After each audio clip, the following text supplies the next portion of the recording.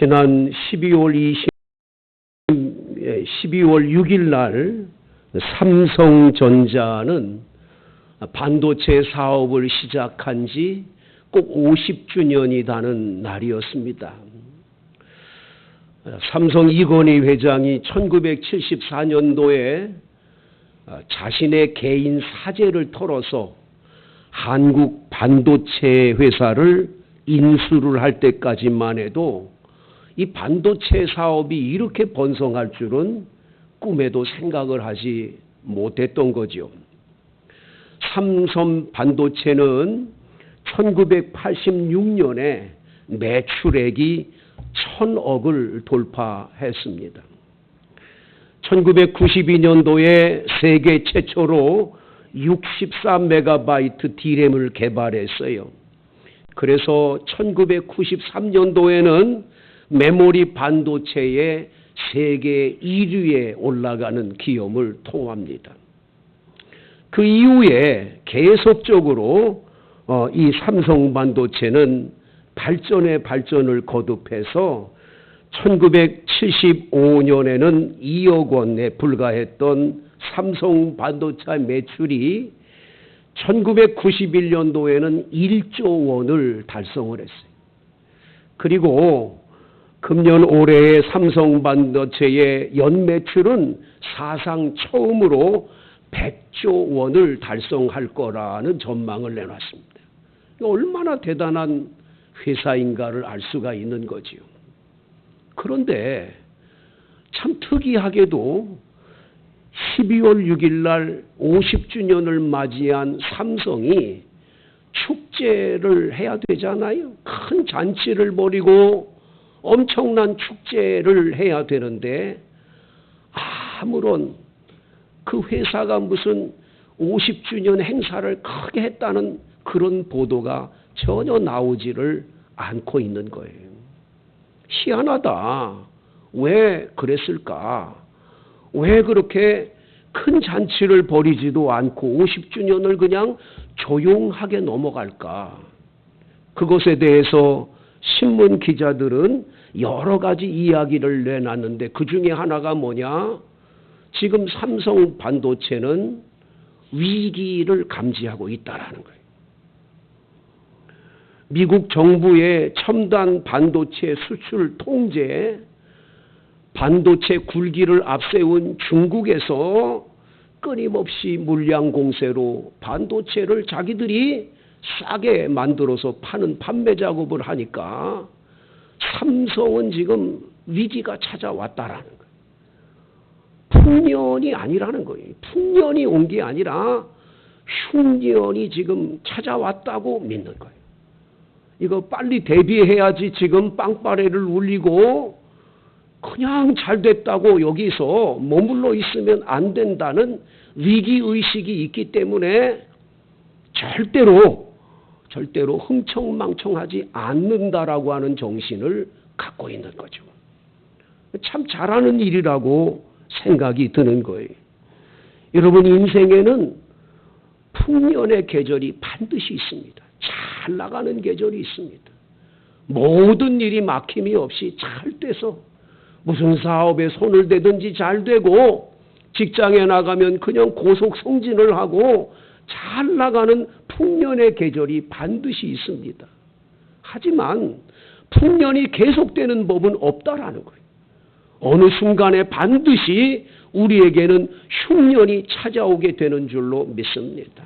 그 흉년이 찾아오기 전에 미리 대비해 놓은 사람은 흉년을 잘 넘어갈 수 있지만 풍년 때 흥청망청하고 뭐 괜찮다 그러다가 흉년의 계절을 이거를 찾아왔을 때 준비가 안 된 사람들은 어려움을 겪는 걸 많이 보는 거죠. 여러분 우리는 지금 창세기를 읽어가며 은혜를 받고 있는데 요셉이 바로 왕이 꾼 꿈대로 7년 풍년이 끝나고 7년 흉년이 찾아온 거예요.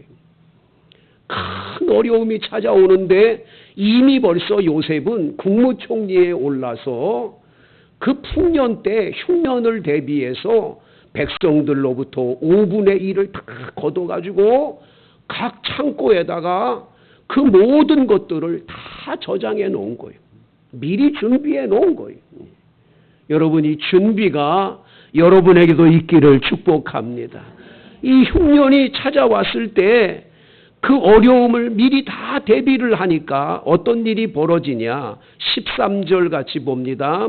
기근이 더욱 심하여 사방에 먹을 것이 없고 애굽 땅과 가나안 땅이 기근으로 황폐하게 됐다는 거예요.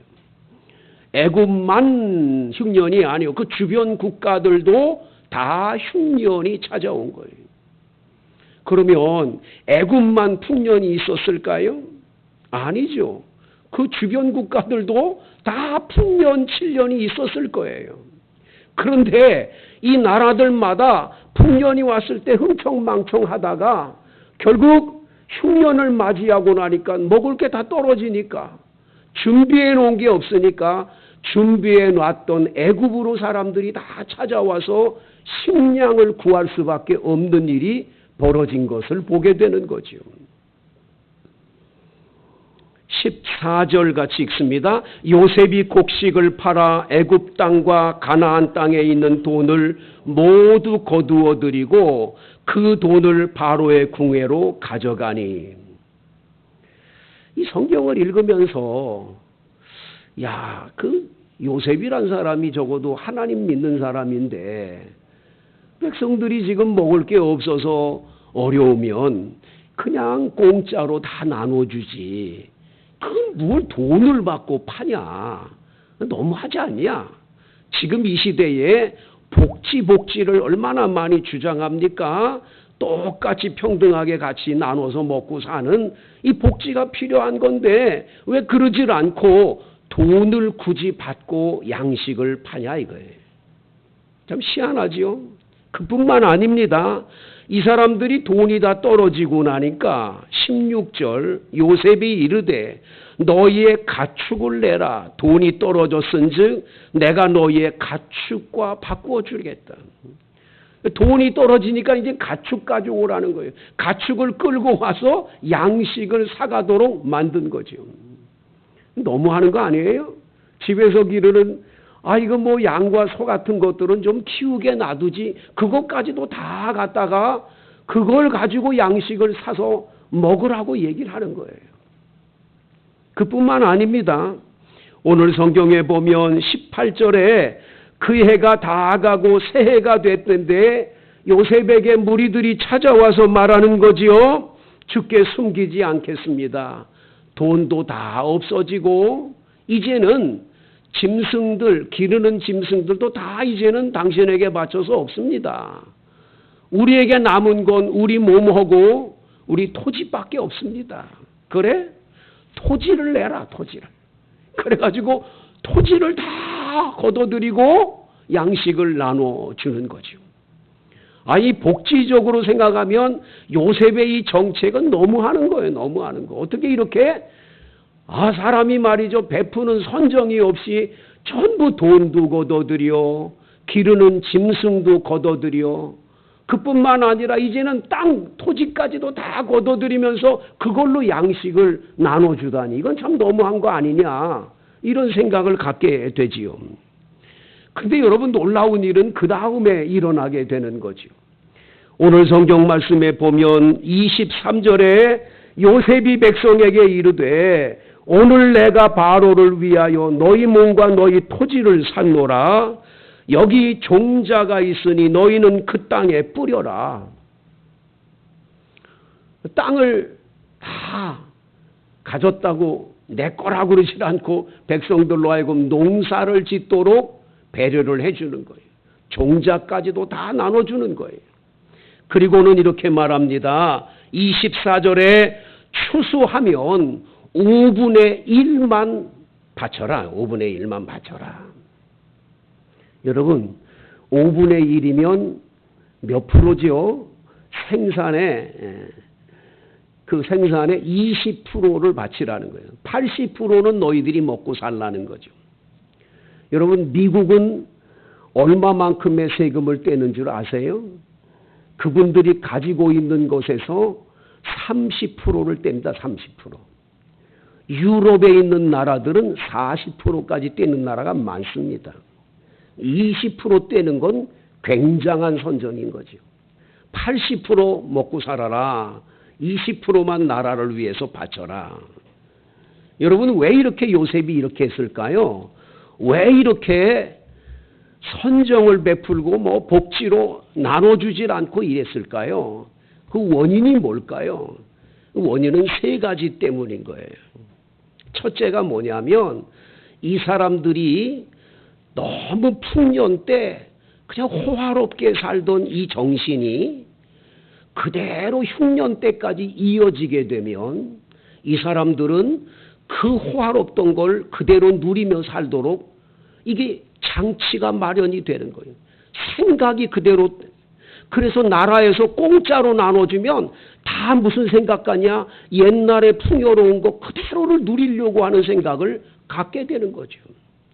정신의 개조가 필요한데 정신의 개조가 필요한 그것을 위해서 돈도 받고 짐승도 받고 토지도 받아서 아무것도 없는다 할 때에 이 사람들은 정신이 바짝 들고 야, 이게 풍성했던 풍요로운 곳에 안주하면 안 되는구나를 깨닫게 하기 위한 놀라운 방법이었음을 보는 거죠. 성도 여러분, 삼성이 위기를 느낀다면 우리도 느껴야 하지 않을까요?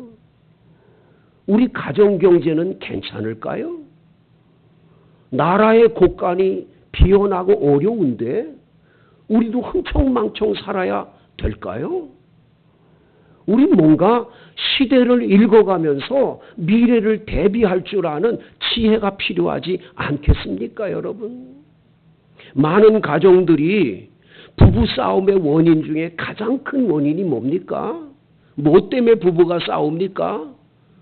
가장 큰 원인 성격 차이 무슨 차이 많은데 가장 큰 것은 경제 문제예요. 돈 문제예요. 남편은 돈을 벌면 즉각 쓰는 데에 즐기는 남편이 있어요. 남편이.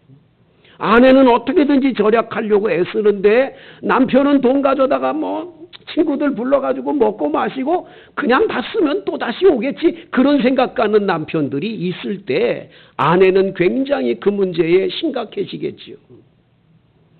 근데 거꾸로 된 집안도 있어요. 돈만 벌어다 주면 즉각 나가서 백화점에 어디 가가지고 전부 쇼핑하고 다 써버리는 아내를 얻은 남편은 얼마나 힘들겠어요. 이 경제 문제 때문에 서로가 끊임없이 다투는 거죠. 남편이 돈을 벌어다 주기만 하면 항상 불평하는 여성이 있습니다. 쥐꼬리만한 월급 갖다 줘가지고 말이야. 이게 가지고 어떻게 살려고 그러냐. 그 쥐꼬리가 얼마나 큰지 모르지만 그 쥐꼬리 그러면서 끊임없이 남편을 스트레스 주는 건 얼마나 많습니까? 남편과 아내가 이 재정 문제로 얼마나 많은 분들이 가정적으로 힘들어하며 어려움을 겪고 있는지 모르죠. 여러분 기억해야 될 것은 시대를 읽어내는 지혜가 있으면 이 시대가 앞으로 어떻게 될 건가 가만히 보면 지금 좋은 것만 있지 않을 것 같다.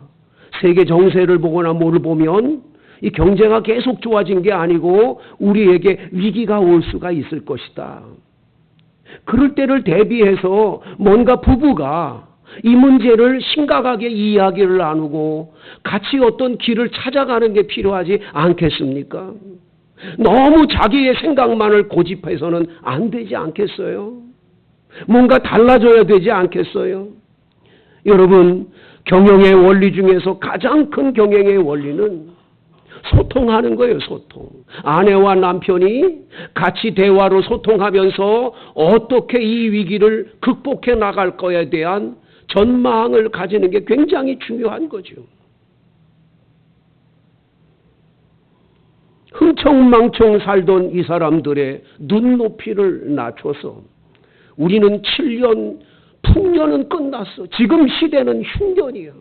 지금 흉년의 시대에 너희들의 생각이 풍년 때의 그 풍요로움 속에 그냥 안주해 있다면 너희들은 미래는 없는 거야.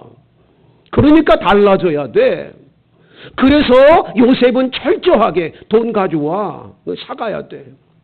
짐승 가지고 와. 그래야 너 양식 줄게. 토지 갖고 와. 그래야 내가 양식 줄게. 이래가지고 이 사람들 전부 다가 다 없어지고 다 사라져버리고 났을 때야 비로소 지금 우리는 흉년 시대에 사는데 정신 차려야 되겠구나. 뭔가 생각이 바뀌어지지 않았겠습니까, 여러분? 이게 필요한 거죠. 요셉은 이거를 원했기 때문에 이렇게 한 거라고 볼 수밖에 없는 거예요. 성도 여러분, 솔로몬은 풍년 때 겸손을 저장하지 못해서 망했습니다. 솔로몬은 풍요로움 속에 빠져서 그저 여성들에게 빠져가지고 우상 숭배하고 하나님 버리고 살다가 무너졌습니다. 여러분, 우리의 삶에도 풍년 때가 오지만 풍년은 끝까지 가는 법이 없다라는 거예요. 여러분, 나우루라고 하는 나라를 아세요? 나우루. 한번 여러분 인터넷에 들어가서 찾아보면 참 좋은데, 이 오스트리아, 호주라고 하는 이 나라에서 좀 더 태평양 한가운데 있는 작은 섬나라예요. 섬이 얼마나 작으냐 하면 우리나라 울릉도보다도 작아요. 울릉도보다 작아서 이 차를 가지고 20분 만에 한 바퀴 돌면 나라를 다 보고 오는 거예요. 그럴 정도로 작은 나라예요. 인구수가 10,000명 조금 넘을 정도의 작은 나라예요. 세계에서 제일 작은 나라는 바티칸이죠. 바티칸. 로마 안에 바티칸이라는 나라. 그리고 모나코라는 나라가 있어요. 모나코. 그 다음 세 번째로 작은 나라가 이 나우루예요. 근데 이 나우루라고 하는 이 나라가 희한한 건 이 나라에 알바트로스라고 하는 새가 있는데 이 새들이 날아와서 끊임없이 거기다가 먹고는 배설물을 거기다가 다 해가지고 이 배설물들이 계속적으로 퇴적이 돼가지고 이게 뭐냐, 비료의 재료가 되는 인광석이라고 하는 이 돌을 캐내는 놀라운 일이 벌어지게 돼요. 독일에서 처음에 이걸 발견해가지고 이 나라의 전 세계 나라에서 비료 공장을 하는 사람들마다 와가지고 돈을 주고 이걸 이제 채광을 해가는데, 갑자기 그걸 사가고 나니까 나라가 얼마나 돈이 많아졌는지 1980년도에 미국이 개인 GNP가 12,000달러 때 이 나라는 2만 달러예요. 세계에서 제일 잘 사는 나라가 됐어요.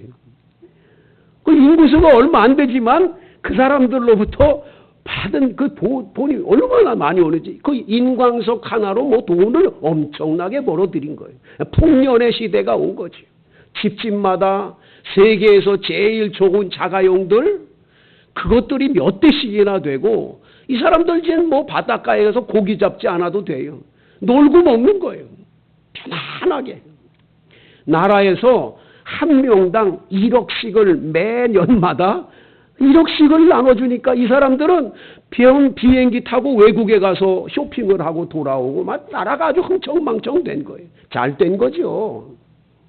이런 풍년이 계속될 줄 알았지요. 웬걸이요. 1990년대에 딱 들어와가지고 그렇게 캐내던 인광석이 이젠 고갈이 돼서 나오질 않는 거예요. 그래가지고 그거 없어지. 그러니까 나라의 경제가 갑자기 곤두박질 치기 시작을 해요. 살 길이 막막해지기 시작해요. 그 많이 주던 돈 안 주는 거예요. 1억씩 안 주는 거예요. 나라가 무궁무진할 줄 알았던 인광석이 바닥이 나면서 완전히 이 나라의 부유한 모든 것들이 사라져버린 거죠. 어떻게 됐습니까, 여러분? 결과적으로. 이 나라 사람들은 미래를 대비하지 않았어요. 이 흉년의 계절이 온다는 걸 몰랐어요. 놀고 먹다 보니까 공부도 안 해. 미래에 대해서 이게 좋으니까, 편안하니까. 일도 안 했어요. 일하는 사람이 한 명도 없었으니까.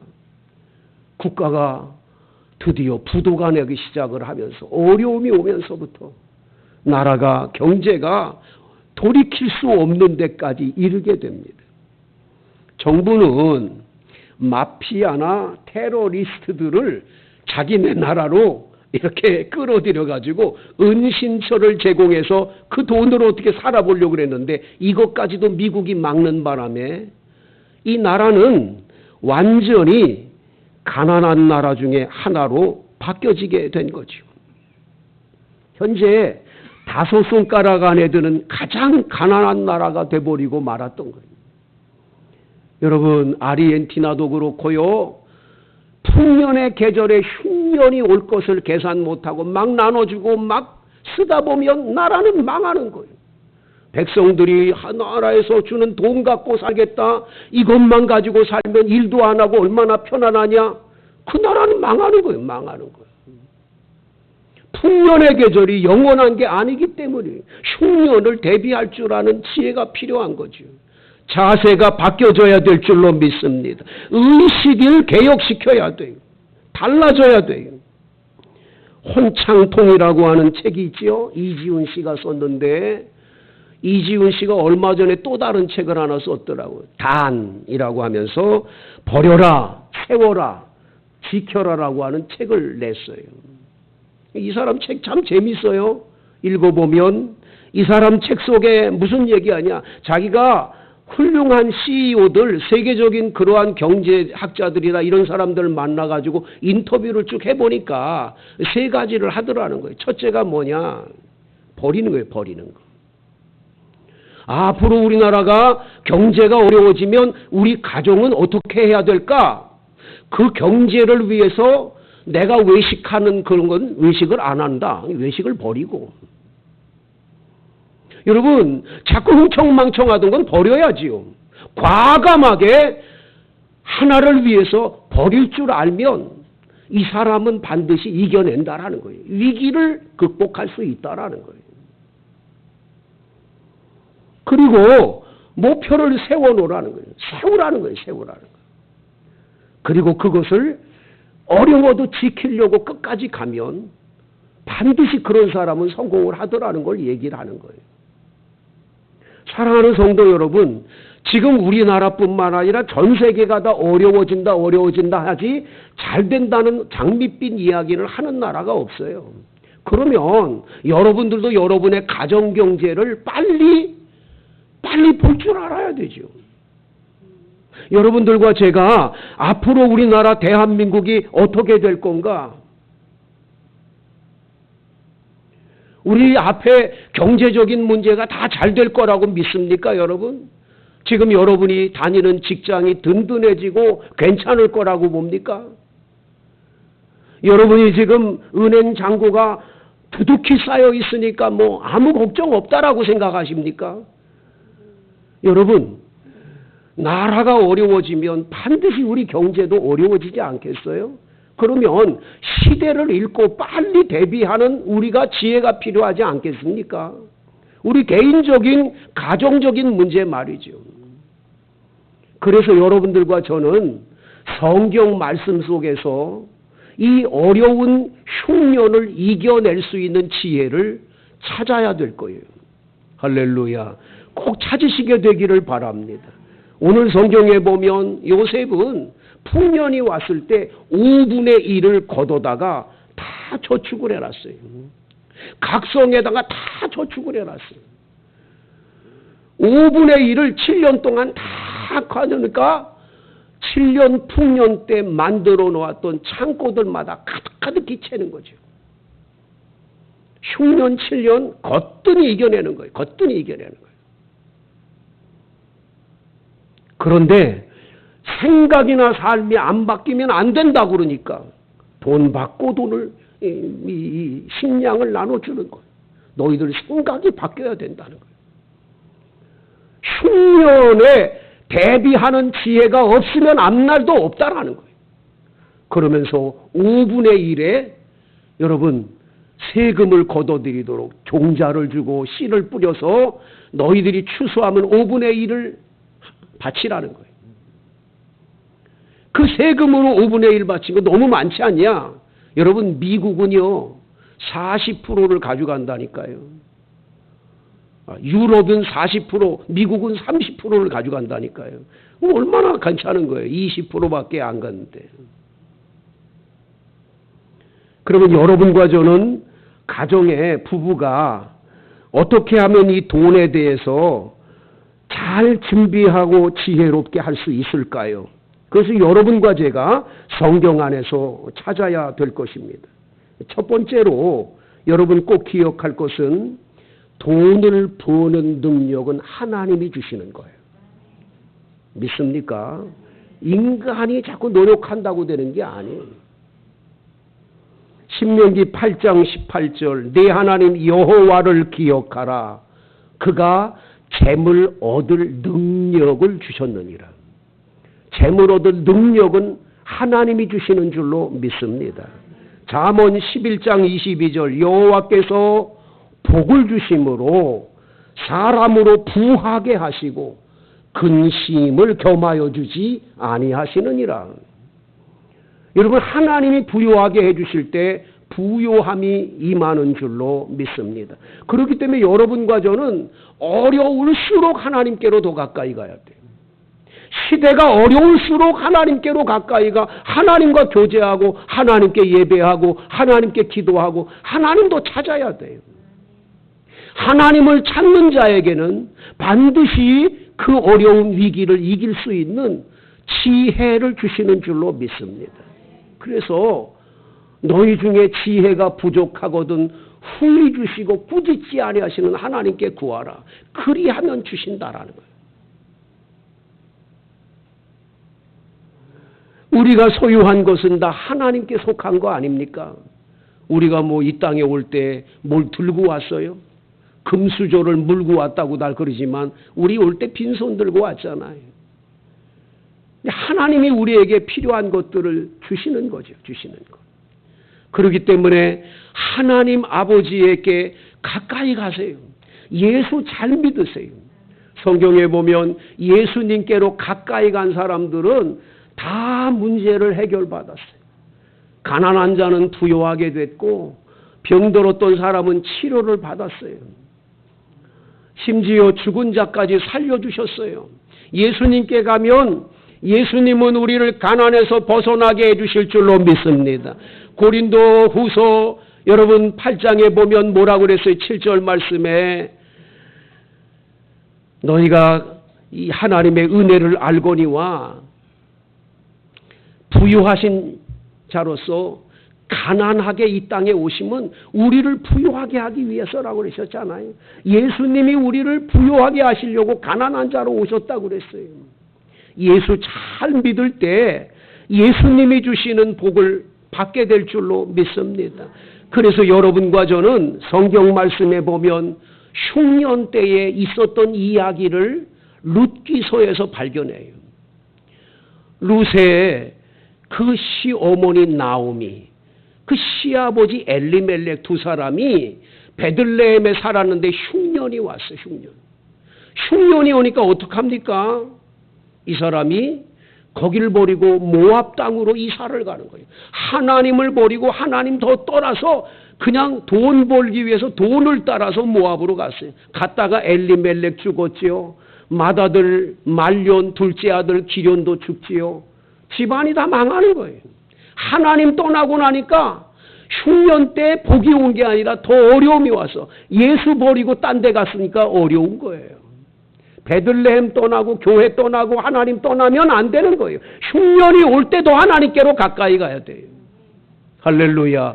그런데 나오미가 정신이 바짝 들어서 그 며느리 룻과 함께 고향 베들레헴으로 돌아와 하나님께로 나왔을 때, 하나님께로 돌아왔을 때 그 가정이 처음에 보리를 수확할 때 가서 보리 이삭 줍기로 살았지만 하나님께로 돌아오니 그 며느리가 가장 유력한 자, 그 마을에서 가장 부자인 보아스와 결혼을 하게 되고 가정이 사는 축복이 임하는 걸 보게 되는 거죠. 성도 여러분, 우리 앞에는 장밋빛만 있지 않아요. 반드시 어려움이 오게 돼요. 여러분 모두 다 주님을 붙잡으시고 끝까지 믿음으로 여러분들 신앙으로 이 어려운 위기 때, 흉년 때를 이겨내시기를